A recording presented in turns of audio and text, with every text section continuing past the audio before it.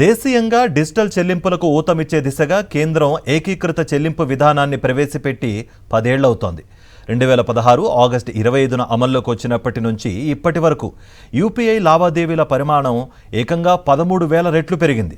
2016-17లో 1.78 కోట్లుగా ఉన్న ఈ పరిమాణం 2025-26 నాటికి ఏకంగా 24,162 కోట్లకు చేరినట్లు కేంద్ర ఆర్థిక శాఖ ఓ ప్రకటనలో తెలిపింది.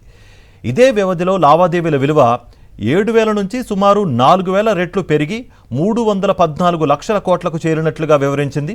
రిజర్వ్ బ్యాంక్ పర్యవేక్షణలో నేషనల్ పేమెంట్స్ కార్పొరేషన్ రూపొందించిన యూపీఐ ఇటు లావాదేవీల పరిమాణం అటు విలువ పరంగా కూడా గత 10 ఏళ్లలో అసాధారణ స్థాయిలో పెరిగినట్లు ఆర్థిక శాఖ తెలిపింది. యూపీఐ ప్రస్థానంలో 2026 కీలక మైలురాయిగా నిలిచినట్లుగా వివరించింది. ఈ ఏడాది మేలో నెలవారీ లావాదేవీలు తొలిసారిగా 2,300 కోట్లు దాటి 2,320 కోట్ల రూపాయలకు చేరాయని పేర్కొంది. జూలైలో ఇది మరింతగా పెరిగి 2,366 కోట్ల లావాదేవీలకు చేరినట్లు వివరించింది.